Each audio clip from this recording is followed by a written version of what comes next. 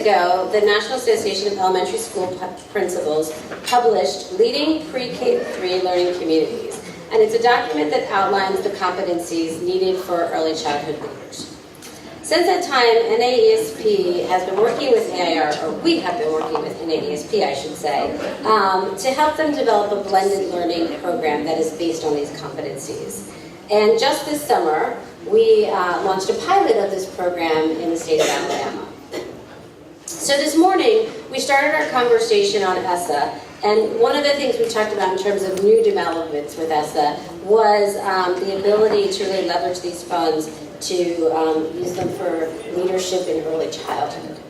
And this session is now going to build upon that and talk about the importance of prioritizing leadership for early childhood.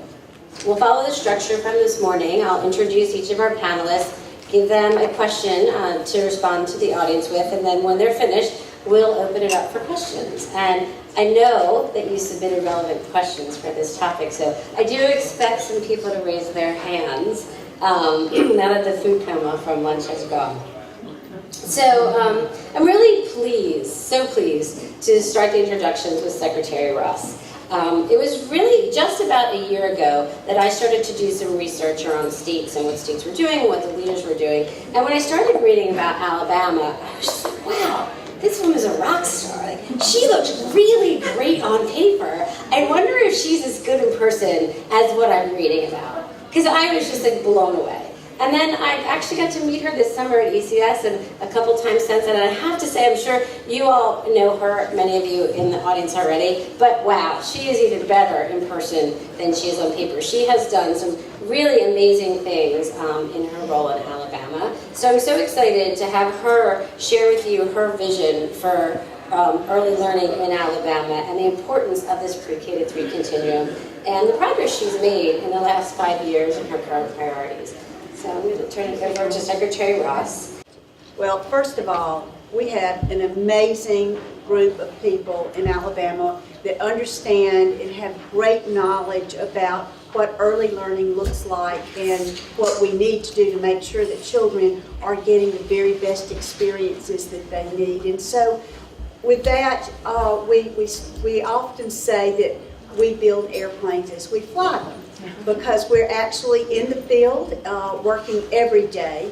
We have people from within the communities doing the work with the people that they know and they go to church with, or they go to the ball field with, or see in the grocery store. And I think that matters because it's about relationships. So as we started looking and building, first of all, our pre-K program, we went then and started going a little further, like what's it going to look like when they get to kindergarten. We know at the end of the year that they're ready for kindergarten, but let's do a kindergarten entry assessment. And so we started doing little kindergarten entry assessment grants, and along with that became some more professional learning opportunities for the kindergarten teachers. And then they started saying, you know, this is really what we went to school and studied. We like what we're seeing. We understand that children learn, and we're very careful. We don't always say by play, and I know you get that, but we'll say active learning in some of our settings where that's more comfortable.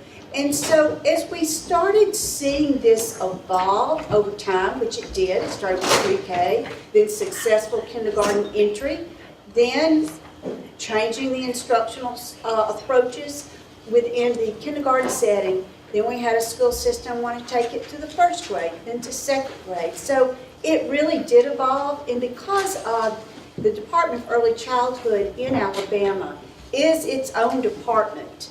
It is a separate agency from our K-12 partners, but we are able then to, by law, we are supposed to coordinate and a cohesive system, just like we keep hearing about, but we took that very seriously. So as we started building on these programs, we did pull some people together, and it became a shared vision that we actually were able to get together and put down on paper. And we just did a little one-paper, concept paper type thing that put our shared vision down. And Basically, it was to build upon the successes of our high-quality pre-K program, because we take that very seriously. We're committed to high quality in Alabama. We've grown in the last 5 years from like 219 classrooms to almost 1,000 classrooms. And so as that's evolved and developed over time, we've been able to then work with kindergarten teachers, build on the success of that pre-K year, then go into kindergarten, and then continue through those early years. And with that, we found that principals were seeing tremendous student outcomes because of the different instructional approaches, and the way we were assessing children seemed to be informing teachers more about their practice. And so it became a voluntary program, and we have just found that it's had tremendous demand. And with that, we started working with class, who has all of our principals are involved in class, our elementary school principals, and they agreed to be our partner in providing the Principals Academy for Early Childhood Education. So it is our vision that in the state of Alabama, from pre-K to 3rd grade, to have a high-quality continuum of best practice, good assessment of children, appropriate assessment of children, so that we can really provide those children in those classrooms with exactly what they need to be successful and to achieve what they need to achieve to get through school. Next we're going to hear from Vic Wilson. He is the current Executive Director for the Council of Leaders in Alabama Schools, and he's the former Superintendent of Hartselle City Schools. And prior to that, he was also a principal in 2 different high schools in Alabama, Homewood and Mountain. As someone who works directly with school leaders throughout the state of Alabama, can you talk a little bit about the need for leadership development in the field of early education? I know with Secretary Ross's support, your organization is participating in the pilot with NAESP this year. But can you talk to us about, why was it such a priority for your organization to do this pilot for your state? I would be remiss if I didn't give credit to Dr. Earl Franks.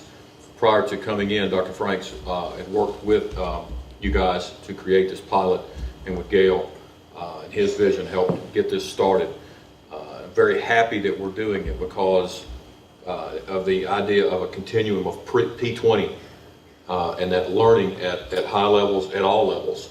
And we all know about the importance of early learning, and I can statistic after statistic can talk about the sponges of those early learners and how much they can learn, and about language acquisition and being on task and being ready. Data are very clear about by the 3rd grade, if kids are on par with their reading level, then they're going to have fewer problems. So I can talk to anybody about that being a great intervention strategy, about that being far more proactive than reactive on the back end, trying to put in strategies to help with truancy and issues in secondary. So that's one thing. Now, about her question about leadership, everywhere we go in education, it is clear that the number 1 factor in childhood learning is the teacher. But very close, number 2 is the principal. I can't look at that data and not say, well, how can we not help with that leadership aspect? So we're going to continue to do that. As the Council for Leaders in Alabama Schools, we have every single principal who can be in our group. We have elementary at AAESA, middle and AAMSP, and secondary at AASSP. So we have all these wonderful leadership opportunities. Well, why wouldn't we then want to partner with our earliest learners and our earliest teachers and our principals to show them this is what good practice looks like. This is how you engage those teachers to engage those students in learning. So it's something, when I became superintendent, I didn't know what I didn't know about elementary. I've been a high school principal, but I didn't pretend that I did know. But I did know this. They were going to give us a grant to offer an opportunity. The state of Alabama, OSR, would give us a grant, if we wrote the grant properly, to bring in pre-K learners. Gaps exist when new kids come to your school. If you are the principal at a middle level, kids that come as a 6th grader who haven't been in your system, there's an implementation dip. There's going to be a more difficult time to get them up to speed, depending on how long or the other system they were in. Same thing in a high school, whether those children come to you in a transition year. So why wouldn't we want to provide an opportunity to get some of our earlier learners in there. So to that end, I also began reading, and I found a great article that said kindergarten is the new first grade. Well, that tells me pre-K must be the new kindergarten. So some of the kindergarten teachers didn't agree with me, but I helped get them around that. But the teachers, giving them the aspect and giving them the opportunities to grow is important, but giving the principals an opportunity, and they need to understand and be very clear about what early learning is about. What are good early learning practices, not necessarily stuff that we've been doing before. I think it's a wonderful way to improve our craft when we're seeing and being very intentional about the pre-K learners, because it's going to then help the kindergarten, and there's going to be a better transition as we matriculate up the scale. So now we're going to hear from Gail Morgan. She recently joined the staff of NAESP and relocated to the Washington, D.C. area, where she serves as the Associate Executive Director for Professional Learning. Prior to this, she actually worked with the Council for Leaders in Alabama, so she's been really intimately involved in this work for pre-K leaders.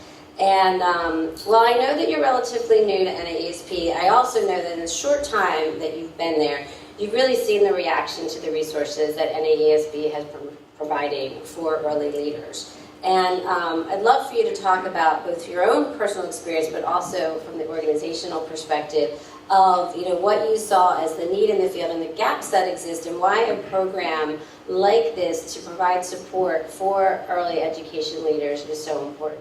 And I'd just like to begin by thanking Secretary Ross and Dr. Wilson for their partnership, as well as AIR, because as you well know, as educators, we can't do this alone.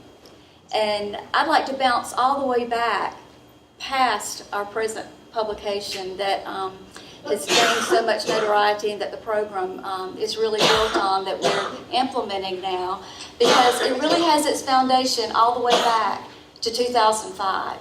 Back in 2005, NAESP produced a publication leading early childhood learning communities. And while it was dated and while it was wonderful research and wonderful practices, we came to realize that there are those gaps that Trish just mentioned. Many of those gaps that we faced, we realized that, that there has to be a broader perspective. It has to reach beyond, and Vic just mentioned as well, the silos, that are there among all the different levels, and that we've got to create this foundation to reach forward and to, fill those silos and to bridge those gaps and those opportunities that are available there. And at NAESP, we feel like the principal is a critical part of that process, just as Vic has just mentioned. Many of the gaps, if you go to the next slide, many of the gaps that we found in the field as we were, compiling this publication, the first one was, science versus systems. The research as pre-K educators, we know what science says and the importance of the brain development and how critical that is, but many of our systems and our schools and our districts and at the state level and in our communities, the systems haven't caught on to that yet. They haven't come to realize the importance of the connection from birth all the way through, and the impact that Dick just mentioned as well, as the impact of that even in secondary and beyond that. The next gap in the field, with those things, that we're talking about, like those disjointed systems. Even if you go beyond the gaps from systems and science and the research that's there within our systems, if you are serving in a school district, you may see that in your district as well, one of those disjointed systems, where many times, let's just take what we call in Alabama a unit school. That could be a pre-K through 12 school. Even among that one campus, it could be a disjointed system, because many times even upper elementary teachers don't understand the work of the pre-K teachers. Many times in those systems, our Head Start centers, and even coming into the preschool programs, that bridge has not been built, so that gap is there. We found that in our work. Our next gap that we found was the perspectives of the principals. Many of our principals, and I'm just going to talk about 3, and Vic mentioned this one, and I promise we had not had a conversation about this before we started talking, but it's just amazing how it all blends together. But, I just labeled it the superintendent's call. That would be when a principal gets the call from the superintendent like, oh, we have that OCR money that's come in. We're going to have a new preschool program. And the principal, of course, says, yes, yes. And they have no idea whatsoever what that entails. They have no idea about the leadership that's needed. Many of those principals do not have the background. They don't have, and I'm not faulting the principals. I'm just saying this is what the research has proven. They don't have the early childhood experience. So they have no idea what's, about to take place in their school and this learning that they're going to need to be leading. The second perspective of a principal is, yes, I've got it. We're on it. But they really don't know. And Vic just used these words a minute ago. They don't know what they don't know.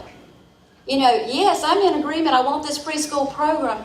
But they still don't have that knowledge and that content base of what it takes in leadership to be effective, to meet those student needs and their developmental needs. And then the final perspective of principals that we saw was, I'm okay, you're okay. I've got this. I know what to do about this. And because possibly I did have a preschool background. Maybe I did have an early childhood background. But how long has it been since I visited that? We just had a conversation at the back table and asked my Alabama colleagues, I said, would you like to come do part of my presentation? Because this is exactly what we're talking about. Staying up to date on the current practices, the best practices for meeting student needs. We might have a knowledge base, but how current is it? And that's where we were at NASP when we saw all of this research and how it needed to come together to strengthen the leadership that's leading these programs. And then those silos that exist. And when I say silos, I mean all the way up to Secretary Ross's level, all the way down to that pre-K classroom. We're talking about silos where our pre-K people work in isolation, in that silo, meeting those needs as best they can. But we all know that we can't do it by ourselves. We need the support of our legislators. We need the support of our school boards and our state superintendents of education. We need the support of all of the district administrators. So many times we work in silos because we don't know that we need to be reaching out to other people. So we have to fill those silos again. If you move to the next slide. So that brings us to thinking about what I call these inclusive conversations. We have to be willing to step out and to have those conversations. Number one, enlighten people about your work. And some of you, I don't know what everybody's role is that's in this gathering today. You may possibly be a leader of a program, and I would think that most of you probably are. Even as a teacher and as leaders, we might need to be leading this conversation with our teachers, that they are the best PR that we have. That when they go, like Secretary Ross was talking about, to that ball field, to that grocery store, in your area of worship, that we are the best PR for what's happening in pre-K and the needs of pre-K that's out there, because we're on the forefront of what's happening. Another inclusive conversation is, you've got to start somewhere. We're very diverse in our groups and in our needs that we have, but there's something we can do. There's some step that we need to take in leadership to provide what our students need. So we've got to start somewhere.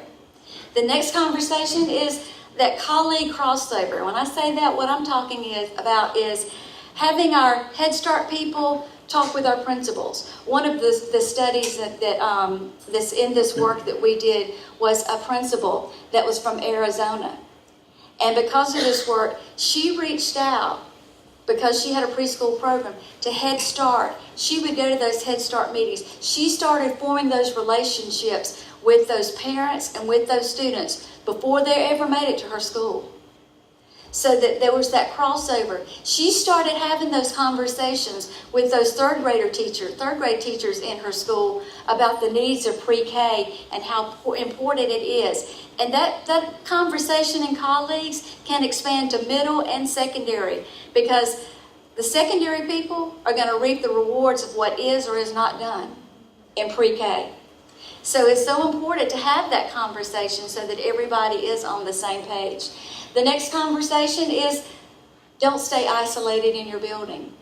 Move beyond the perimeters of your wall so that you can take that out to your community. You can let people know about your needs. You can let them know about the phenomenal work that you're doing to help students. And that's why I'm saying, so many times we get busy doing the work that we literally forget about the work. And our work is meeting student needs. Our work is doing what's best for students and for children. And sometimes we have to refocus. And then remember, above all, it's not about us. You may say, oh, well, I have a hard time asking people for money. It's not for you. It's for these students. We're not asking for it for ourselves. We're not asking for it for our school. It's all about the students that we serve. And that's part of leadership, is being able to step out there and to have those conversations. Okay, Trish? This is our publication that was released in 2015. Trish mentioned this. This is the actual hard copy that we have here. On our website, we also have an executive summary. This is the foundation for the Pre-K Academy, the Alabama Pre-K Leadership Academy, that has been formed in partnership with the Department of Early Childhood and CLASS and AIR. It's an online portal. If you want to move to the next slide. That this actually talks about the 6 competencies. These are the competencies that are essential for effective leadership in a preschool program. You see the first one that's there that talks about that learning continuum, that it has to be in place, it has to be progressive, it has to move forward, it has to be developmentally appropriate. We researched that. And then to have those learning environments. Do you see where it says personalized? So many times we get caught up in everybody doing the same thing. My class today, because it's lesson plan, it's going to all be done the same way, but it has to be personalized. It has to be blended. It has to have multiple approaches to it. We investigate this and we explore that through leadership. And what that really looks like, what does it sound like in a classroom? And what does it take, what kind of resources are needed for that to be implemented? Another of the competencies that's there is building that professional capacity. Maybe job embedded professional learning. Do you have the capacity? Are you training those leaders? Are you able to identify, the needs that are there and providing the professional development that's needed to meet those student needs? And then the last one is that parental component, that family component, that community component. Because we all know in education, we like to think we're just educating the students, but we're not. We're educating the parents, we're educating the communities and families along with that. And one of the essential competencies of effective pre-K leadership is making your school that hub of learning for families. So move to the next slide. So that's what brings us to where we are. And Johnette has been the leader of our content portion of our Pre-K Academy. It is a blended environment that we have online programs that they do. They have an advisor. We have 30 people this year that are in the cohort. We have 6 advisors, so each advisor has 5 people that they're responsible for, that they have the contact with through phone calls, through emails, and then we also have face-to-face meetings. These people identify a problem of practice as they explore the competencies. What I would do is whatever area that was my greatest problem area, that's my problem of practice, I would focus on that area and I move through that, through the program, and I create a capstone project to meet the needs of my school or my organization based on that capstone project. So I'm going to let Johnette speak more to the program and delivering that content.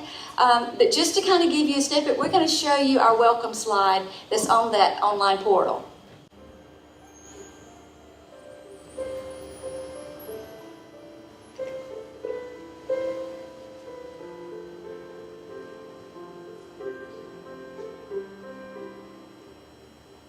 Think for a moment about some of the ways that early childhood education would change the lives of children living in poverty. 25% would earn more than $2,000 a month by age 27. Twice as many men would raise their own children. Car ownership would increase by 37%. Home ownership would increase by 32%. And there would be an average of 2.3 fewer arrests and 22 fewer lifetime months in prison per person. In your role as a principal, you are uniquely positioned to drive these changes and countless more. Welcome to the NAESP Pre-K-3 Leadership Academy. Well, now I'm pleased to introduce Jeanette Burdett with the American Institutes for Research. Jeanette and I have worked together for a number of years, and so I was very happy when we could pull her expertise in to the project with NAESP. Jeanette is a former elementary school principal who was also responsible for managing a Head Start program in her school. And I should add, she is also a long-standing member of NAESP, so that was a little bit of a bonus for us there. The Pre-K-3 Leadership Academy is a blended learning program. And so I thought it would help for Jeanette to talk about how is this program different from traditional professional development programs and the challenges involved in developing and supporting this program. For example, the early childhood leadership for the curriculum that's needed, the online learning components, and the leadership experience and development there. Lots of different components going in to create this program. So Jeanette, can you talk a little bit about the development and bringing all of these different pieces together to create something like this? It's an honor to sit on a panel with not only my friends from Alabama, but with Gail, who's joining us at NAESP, and Trish and I have worked for a couple of years together, but this project has been uniquely interesting and very much rewarding. Even to see the welcome intro here today, even though we've launched in August, it still gives me a little bit of chills and goosebumps because we've been working on this for about 3 years. So to see it come together, and while I understand NAESP launched the basis, the foundation, this continuum, many years ago, seeing it come together in an avenue that we can deliver to principals.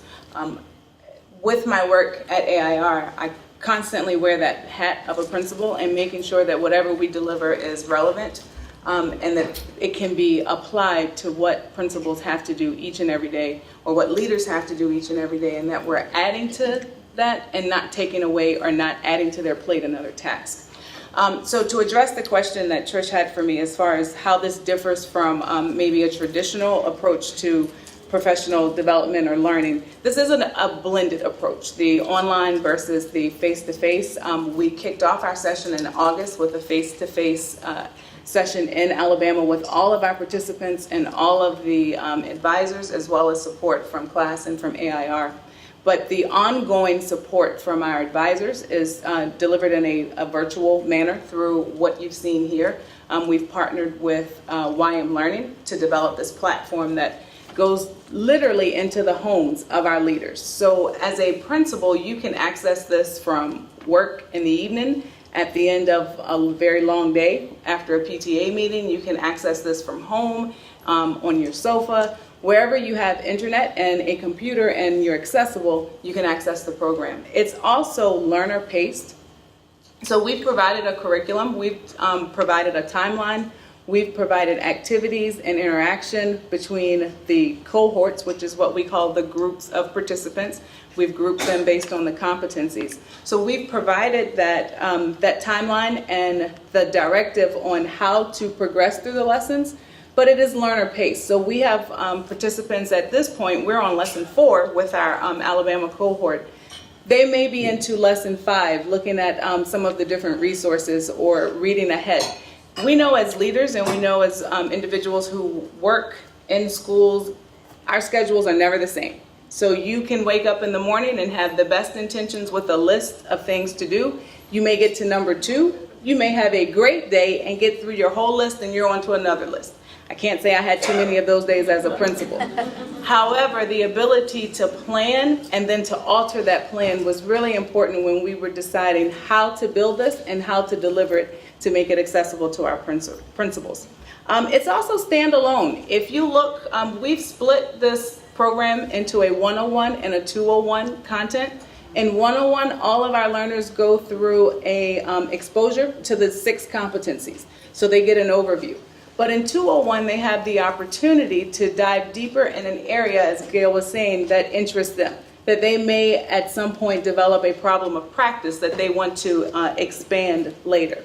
In 201, those lessons based on those competencies are very robust and research rich, and they can truly stand alone for schools, for districts, for states, where you may see issues in creating this hub of pre-K or creating or increasing parent engagement. Wherever you see a problem or problem of practice that's faced, those competencies can be pulled out.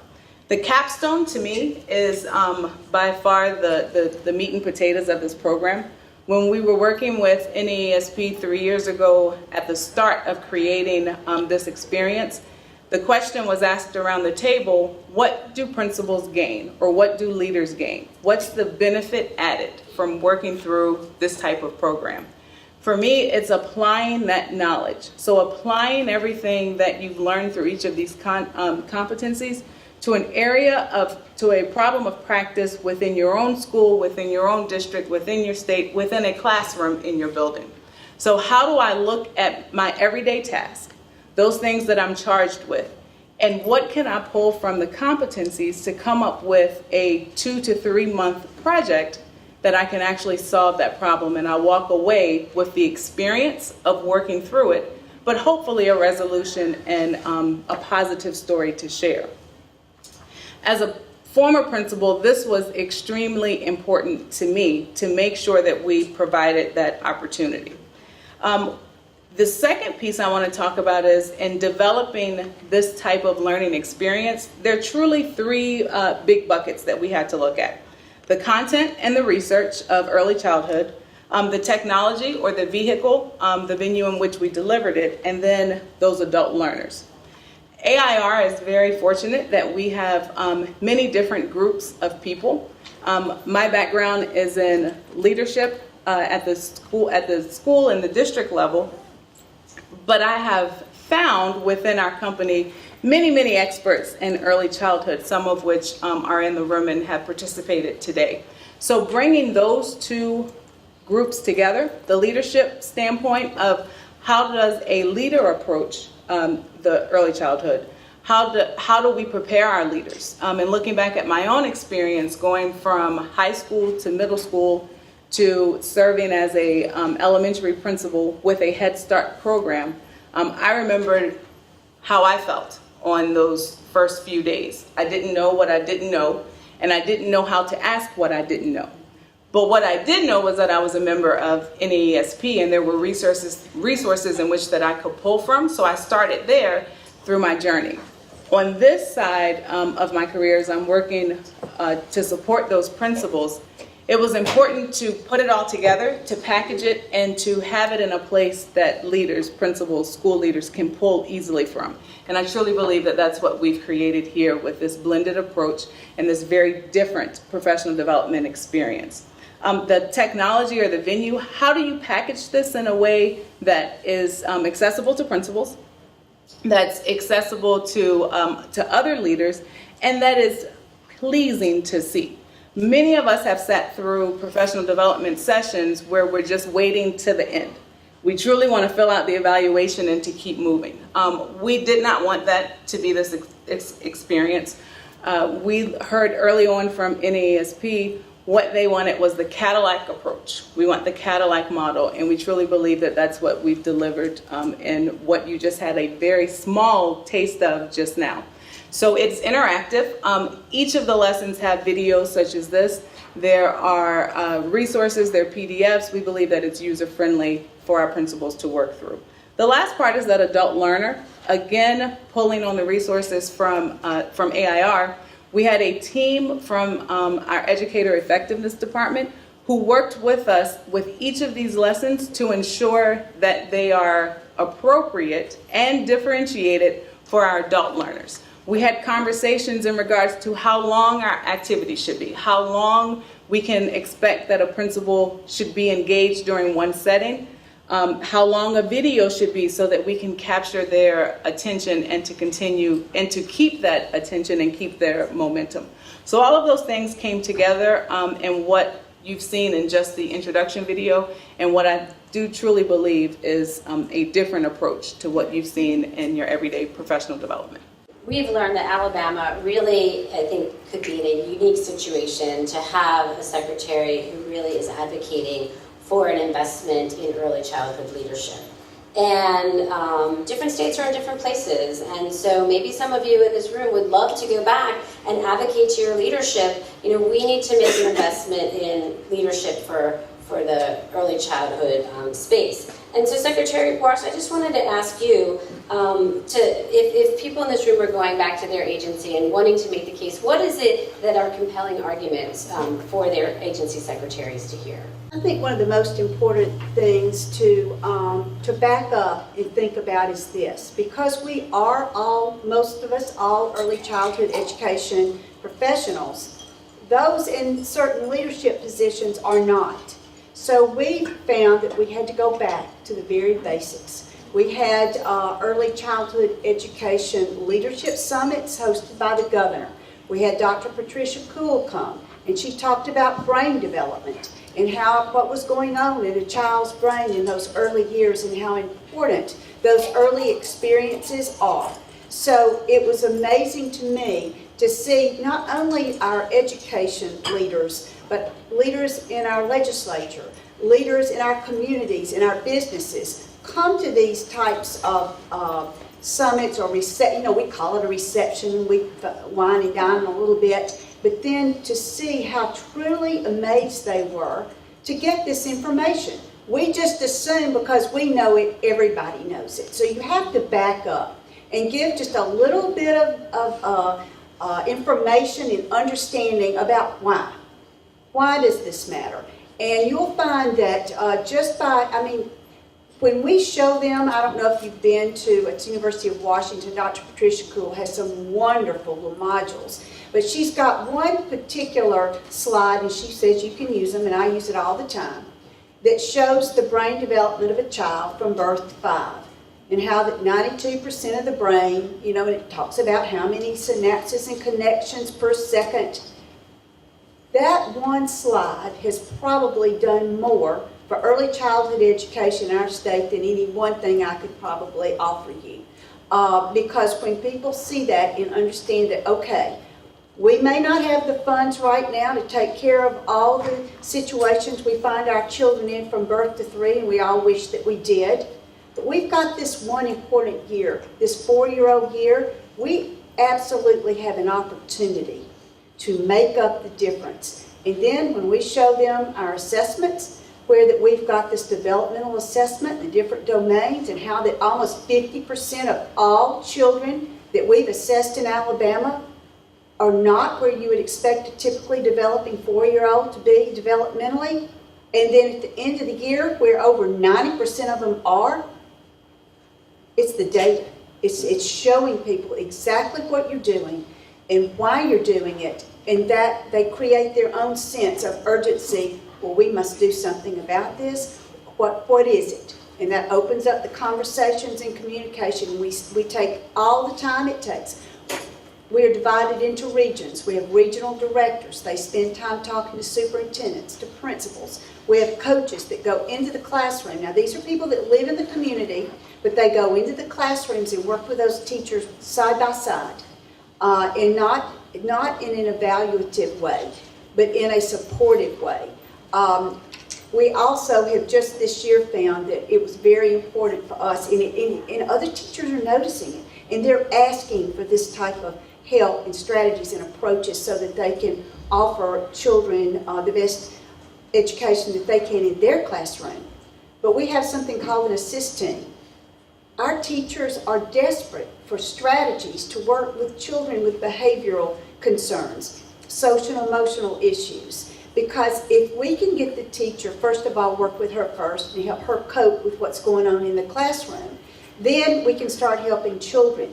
Then other teachers, we have found that this particular program that we're offering, that the pre-K teachers were sharing it with the kindergarten teachers. Then kindergarten teachers were talking to their first grade counterparts, and before we knew it, one of our the staff members that leads this had over 200 people on an email chain, and then they were sending it out.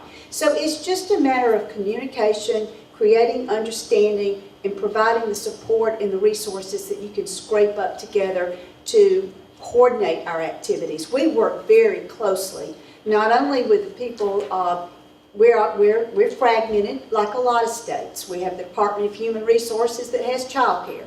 You have the Department of Early Childhood that has pre-K and home visiting and Head Start Club office. Then we have our partners in K-12, 3 different agencies. But we have found that if we can coordinate our activities, that we can then create that braid, that strong braid that will give us a wonderful continuum. But it is all about constant communication and relationships. So I want to open it up to questions from the audience. I know there were some questions that were submitted in advance. Does anyone have any questions for any of our panelists?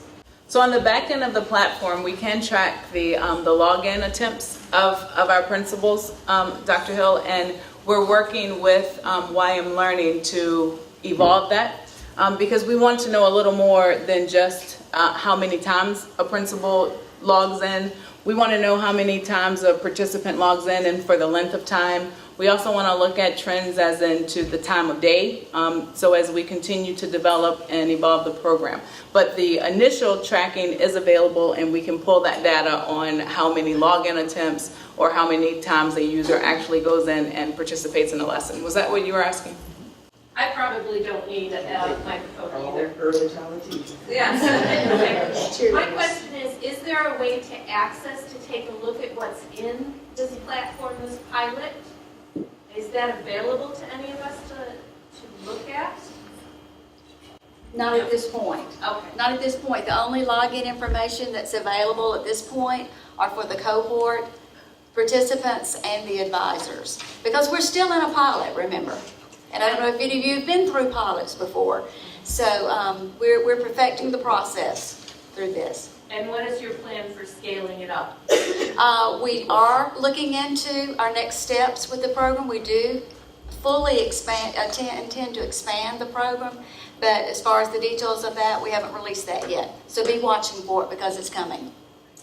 And right now, it's interesting that you asked this because I shared this with John Ed and Trish just recently in a meeting. I think it was Monday. We were talking about it. We have just had a heightened awareness and interest in our publication. And as a matter of fact, we had one state that ordered 600 copies just within the last few days.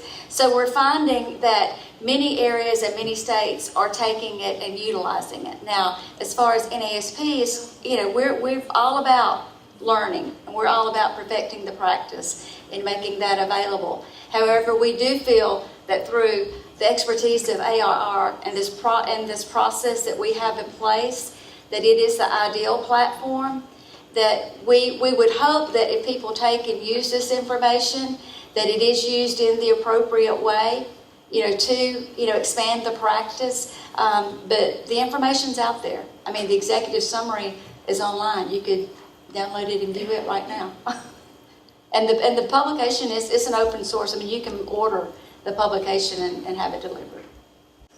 We are working with institutions of higher education, not necessarily with right now with this particular platform, but we have now just in Alabama an early childhood education teaching certificate for pre-K. So we work with with a higher ed summit. Dr. Tracy Stritchett has been working very closely with colleges and universities. If any of y'all, she's here, would like to talk with her later on about her work with them. But also creating standards within the colleges and universities for early childhood education. And I'll tell you this, having those summits, we've had 2 of those where the College of Deans college and university deans come in and start talking, has been one of the best things we've done because it opened up the conversation about a subject that really they've not talked about much before. And so that's just just beginning, we're just scratching the surface. We've just now done our praxis for early childhood education, and hopefully that passed today with the state school board. So we're getting there. But again, it's just one of those things that is evolving. As longitudinal data is gathered, I assume that we would get the same thing that occurs with any other new endeavor. Now that we have early childhood teachers coming out, it won't be long before we have enough longitudinal data to say that we need to do the same thing in the processes with our administrators. Right now, when you go to get your administration degree, it's pretty much a holistic administrative degree, and it talks to you about a lot of things about being an administrator. Well, that stuff is still very, very important about being a leader and a principal and all that kind of stuff. But just as there are differences that occur in secondary, you have to understand those foundational elements.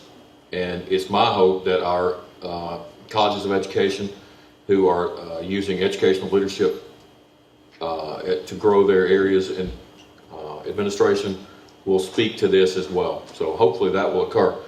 Part of your question speaks to the importance of leadership capacity. You have to be able to assess, and this is one of the things that I think Secretary Ross and her staff do, is to help us wherever we are doing these pilots. We're helping those schools understand the leadership capacity within their own system. They're seeing that there's a new frontier out there that I hope will become as powerful of a leader as a principal, and that's a teacher leader. We have some great teachers, and what happens in the past is great teachers become principals, but you're losing that aspect of teachers teaching teachers. And that right there is an untapped resource that I think and I hope we can begin to cultivate a real teacher leader program in the early. If we're going to build it, we might as well build it while we're building the pre-K learning opportunities for principals, and do so with our teachers. This group, one of the things that happens when you teach teachers are like sponges also, is early ones, they want to learn. Sometimes principals are not. Principals are given the keys, and all of a sudden something miraculous happens and you know everything apparently. And it's not that you assume that, but other people are looking at you as if you do. So it's very difficult for a principal to go to someone, I don't understand it. That's what happens. But we have what we're doing, and what they're doing, not me, I'm not doing it, but what I'll help do it, is to help teach our principals, don't be afraid to ask these questions. It's that lifelong learning aspect that goes with this. And if you're going to have pre-K kids all over the school, you need to know how to deal with those pre-K kids and those pre-K teachers and be a leader of that particular group of children. So that's kind of what we want to do as we move through this. Because one of the things my ears perked up this morning in the conversation around Georgia and what Georgia was doing, and there was this little sort of side phrase that came out talking about programs, and I think she said, the ones that are geographically accessible. And my ears just perked up, because I think that that's actually really important. There are around this country programs for leadership development, usually housed in a community college or university. So if you are within driving distance of those institutions, you can participate. But for a sustained one-year program, what makes this unique is that you are not geographically limited to an institution. Because of the blended content, because so much of it is online, because your interactions with your advisor are virtual, it really does allow for a program like this to scale more easily.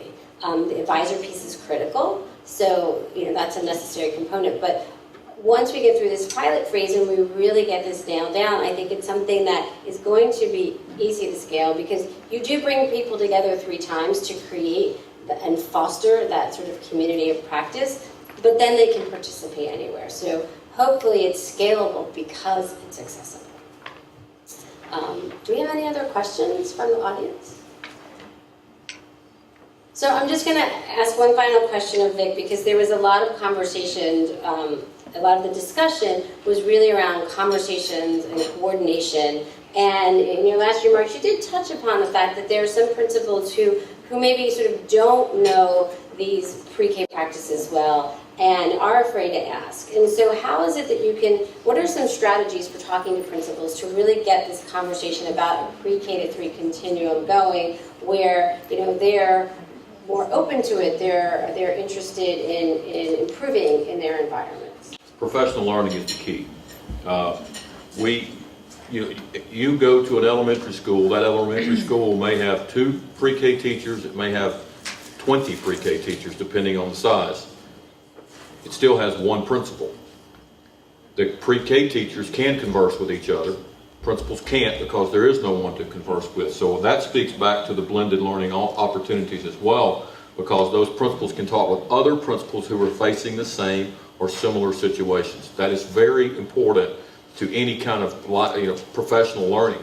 You need to talk to peers who are facing the same things. How are you handling certain things? So we're going to put processes, or we already have put processes in place where it's happening and happening well. We're going to use those principals to help mentor the other principals.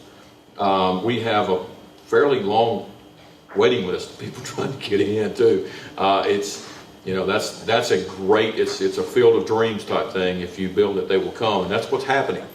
And we're not talking about just in suburban areas or city systems.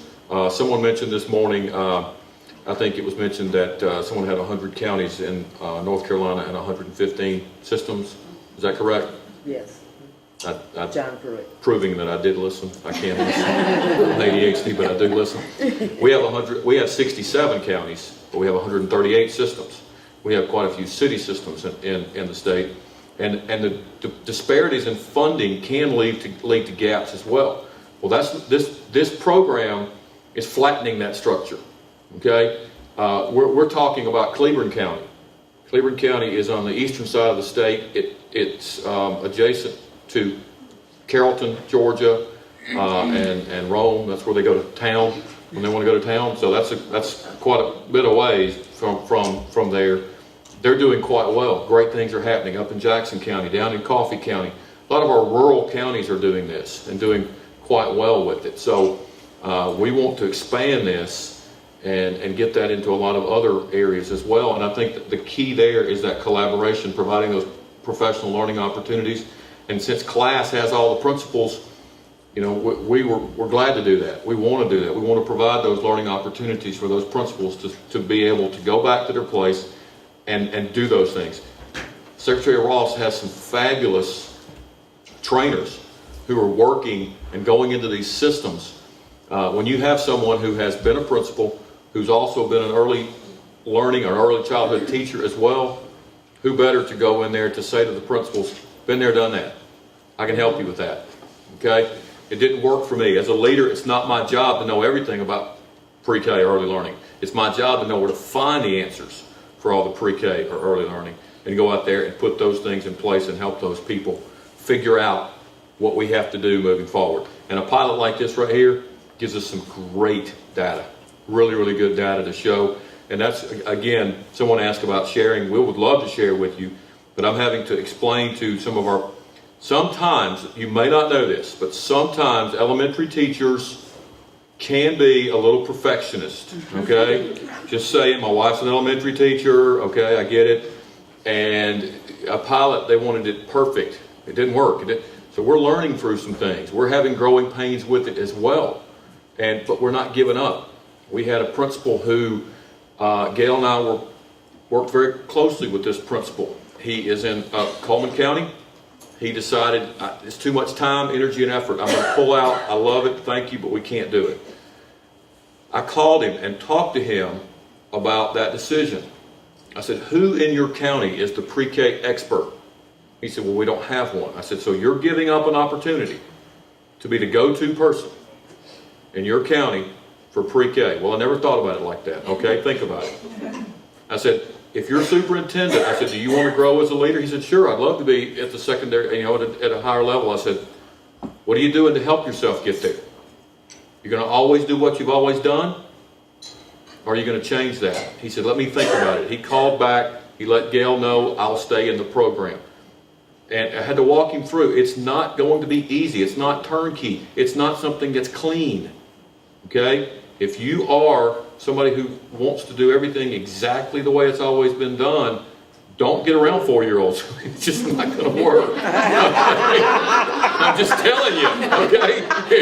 It's not going to work. They're a little different. But some of the things going on, it is amazing, the things. And to Secretary Ross's point, the slide she's referencing is the greatest aha slide. It's one of those, this is your brain when you've been around nurturing area systems. I mean, it's amazing the difference in language acquisition for students and for those earliest children. And that's all it took for me. And I was already heavily invested in pre-K when I saw that. But that's the one I'll just show here. You don't believe in pre-K helping kids. It'll help everything. That's that rising tide will lift all boats unless they have holes in them. So we have to make sure to patch up those holes. Awesome.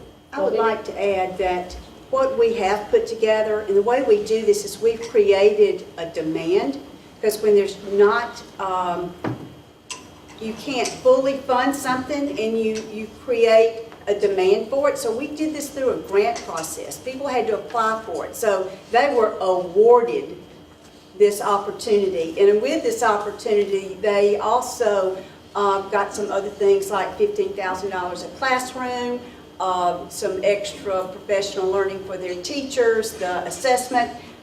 All that we have put together is yours. If anyone wants to see this or look at it, it's on our website. We have an application, and in the application it kind of outlines what we've done to create this P3 approach to learning in Alabama. And we also have that little concept paper that we put together. It's just based on good research. But if you would like this, we share everything. You're welcome to it. Thank you, everyone. Well, thank you to our panelists, and thank you to our audience. We appreciate the opportunity to talk to you about this, and happy to answer questions as we are here for the rest of the conference.